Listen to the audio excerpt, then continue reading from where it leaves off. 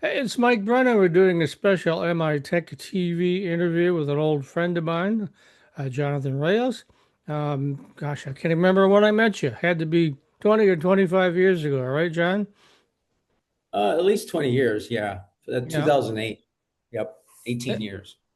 And so he's one of those entrepreneurs, excuse me, that's involved in lots of different things. And now he's involved in a project that's called, well, it's an AI powered network connecting the veterinarian world. Instead of me trying to explain it, which obviously would be better coming from you, why don't you tell the audience a little bit about what it is that's going on with MANU? So, Mike, MANU is an AI native platform, and MANU was created for the veterinary ecosystem, for primarily for clinical practices, for the doctors of veterinary medicine to allow them a more efficient means of managing their practice, which allows them a more intelligent approach, more time to address and treat their patients, the animals. It is a cross species platform. It was built primarily for the small animals, but our platform also applies to equine for the horse industry, as well as large animals, for cows, for food safety. So we do across the board from small animals to large animals, zoo animals, eventually. The Okay. platform also, we've completed the dashboard, and we also have an upcoming wearable component, which will be built towards the latter part of this year. One of the things you mentioned to me when I ran into you a couple of weeks back is that this will make the veterinarian or the clinic or whatever it might be a lot more efficient, right? That's correct. The main primary, we are practice information management system. PIMS is like a SaaS, software as a service, but the main verbiage for the veterinary space is PIMS, again, which is practice information management system. So PIMS has been around. There are several legacy platforms out there that are not AI native, and so we're going to we've been created to disrupt that industry, the old legacy platforms with our AI functionalities. So where did this idea come from? There has to be, I mean, I know I met your dog and recently, and was it the dog that inspired it, or where did the idea come from? Yeah. So Thor got sick about 2 years ago. So he went through the whole cycle, multiple clinics, multiple doctors. His first doctor wasn't able to properly address his hematoma. He had issues with his sinus, his breathing. It escalated towards his chest area. Several weeks of and different treatment plans, multiple antibiotics, um, multiple other treatments, topical and also other medications. Um, those kind of they didn't really help. So we went through about 4 weeks, 5 weeks of different treatment plans. Again, two different doctors, two different clinics. Um, and after that whole process, um, I took the liberty to basically take apart the veterinary space. I wanted to see what was going on with the veterinary space. My previous startup was in the human side, um, from biometrics and facial, for human medicine. And so I wanted to take my experience from my previous startup and to see what I could do for the veterinary space. So that experience, that negative experience that I had with Thor, my dog, allowed me to take a different approach. So I took apart layer by layer, the clinical side, all the different softwares that the current system's using. I took basically every individual software components, the larger components, and just did comparables, see what the gaps were. So I uncovered all the gaps. And I know you have this at various clinics right now doing testing, right? Yeah, we have about 8 to 10 clinics right now that's doing beta. We came into beta just the beginning part of April. Um, we did a soft launch in February, did a full beta in April. So we do have some clinical trials, clinical clinics that are using us. Um, and we have several animals as well, patients that are in our database as well. All right. And now, is this your own project, your own funding, or do you have any kind of funding or partners behind it? Yeah, I mean, it took a different approach. I bootstrapped this from A to Z for the past 16, 18 months. No friends and family involved. I have not opened up the cap table. Cap table I had some, obviously I have 5 doctors that are on the board. So I did provide small equities to those advisory board members, as well as one co-founder who I made. Um, she's got a small equity portion as well. All right. And then, as you said, I was just glancing at some of the notes you sent me. The wearable product will be available in the fourth quarter, right? That's correct. We do have a proprietary wearable. We're going to start off with a small animal component that we're targeting Q4, Q1 2027 for prototype build testing. That's going to allow to capture heart rate, breathing, temperature, um, SpO2, those primary vital signs in real time. Those are going to be driven straight to the dashboard to all the clinics. It's also going to be driven to the mobile app to the pet owner, and so that's going to allow them to get a feedback on their pet. Right now, wearables out there are typically trackers, GPS components, things of that nature. There's not too many wearables out there. There's a few that take heart rate and temperature, but those are pretty much it for the wearables. Our main thing is going to be the build out, the components, the connectivity is going to be our differentiator. All right. So when you say wearable, is this like a dog collar or is it a device that gets inserted under the skin or exactly what is it? Yeah, for small animals, it's going to be a dog collar. Yes.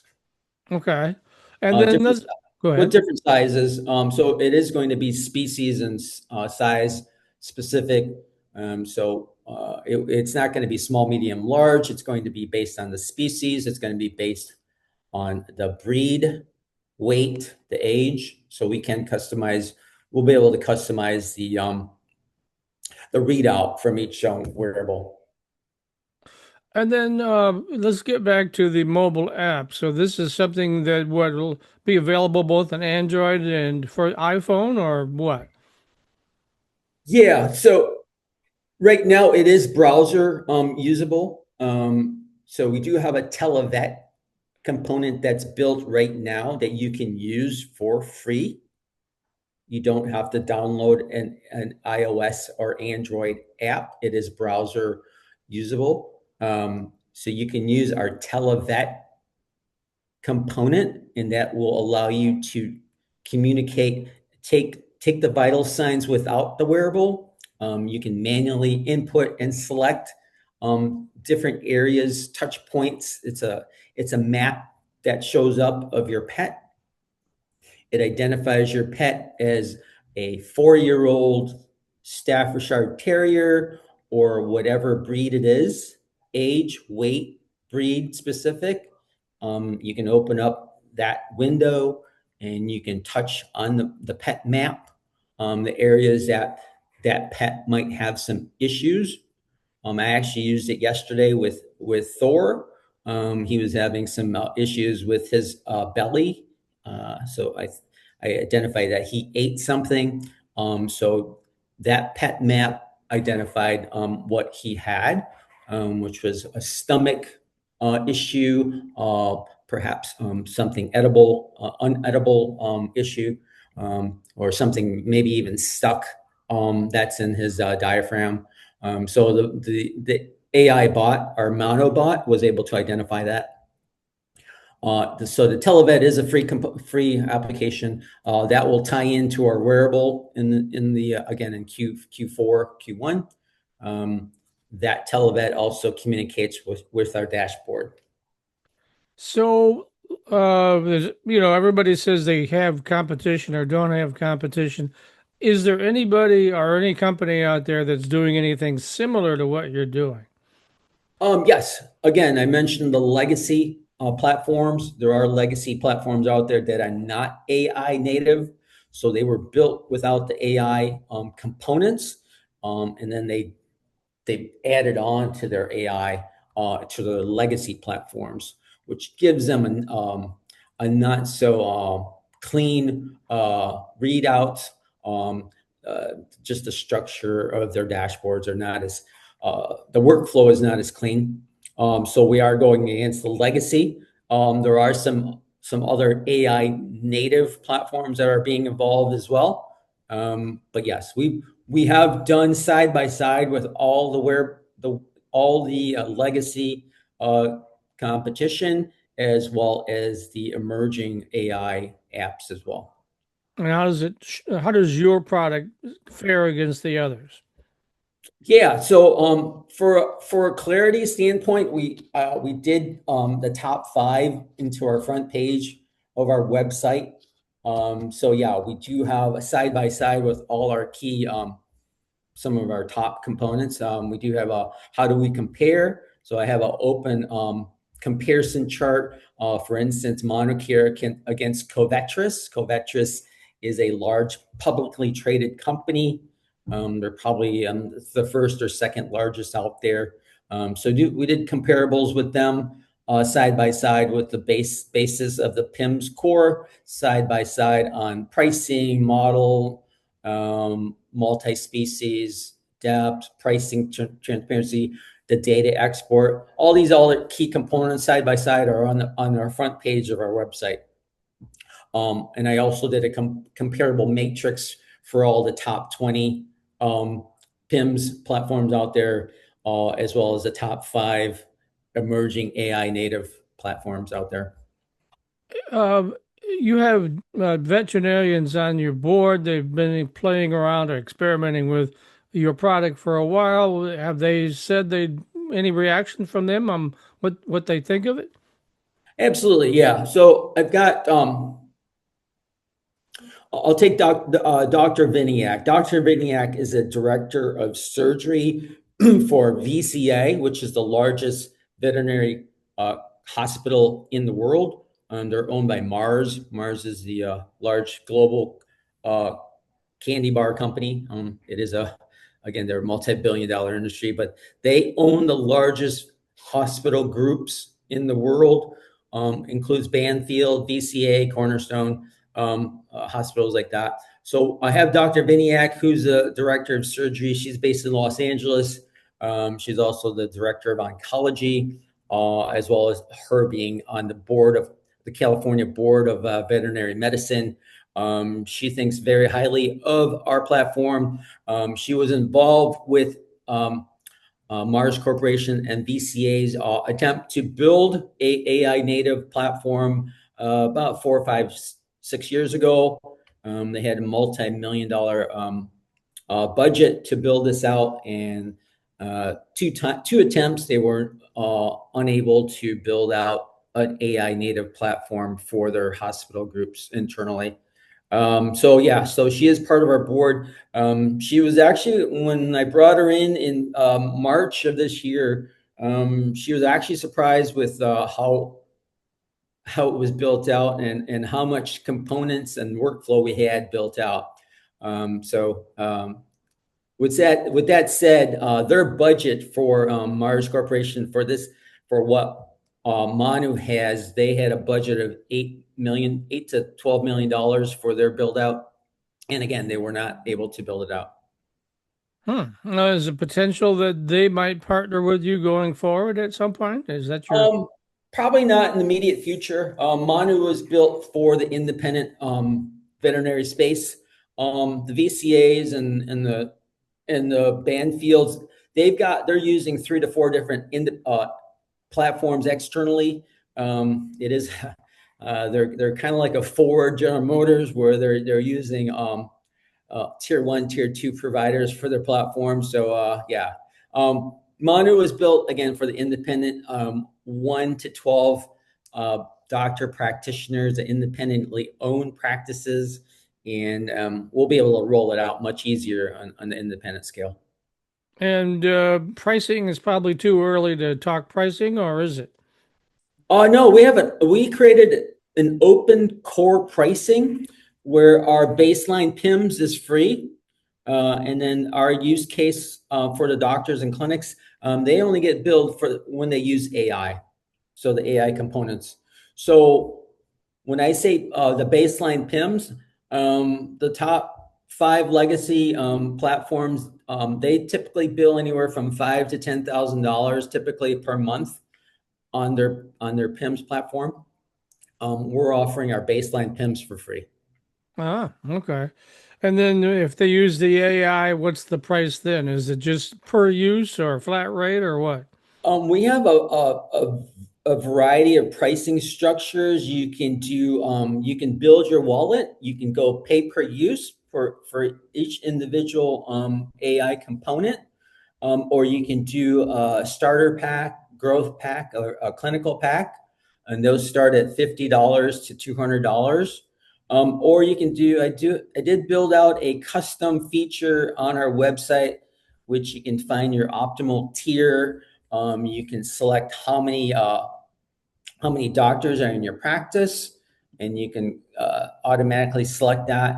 You can select how many patients per visit per month. You can select whether it's a balanced mix or a high complexity type platform clinic. And then you can also select how many DVM hours per week are using documentation. So I've got all these different components. It's an automated practice estimate that's built into our front end of our website, and that'll give you the exact quote right there and then. All right. So sounds interesting.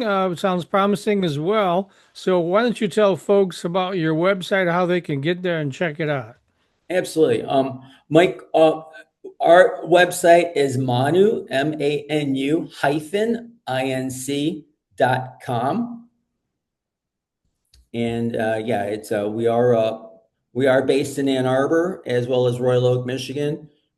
We are a public benefit corporation, and our mission is to share our platform from an ethical AI standpoint, and to share our technology with organizations. Um, uh, uh, from a mission standpoint, we prioritize animal welfare and health of the veterinary community from a financial growth perspective. All right. And is the the mobile app will be available to the public in the fourth quarter? That's probably a little early for you to talk about pricing on that, but that would be just, Joe Blow has a dog and they want to use it, the kind of thing, right? No, the televet and the companion care for pet owners is available now, Mike. It is browser based, so you don't need a app to use it. It works really well on a browser base. If you go to the website and select pet owners, it has a whole clear section for pet owners. Has a televet component. And you can log in and create a profile for your dog for free. All right. And then cost on that? Do you have a cost area? Again, the baseline is free. There is a cost when you use the AI component. It starts off at $7.99 a month. If you have multiple dogs, it's $15.99, and that goes up to like four pets per family. And that the televet for $7.99 that allows you to communicate with any hospital, any doctor. We do have the video feed built out already on the browser based app for that $7.99 cost per month, All and right. no subscriptions. The doctors do not have a subscription, as well as the pet owners. We're non-subscription based. It's month to month. Use it, and if you don't like it, don't use it, right? Absolutely. Okay, sounds good. Once again, and if people want to send you an email, John, how would they do that? They can go to hello at manu-inc.com.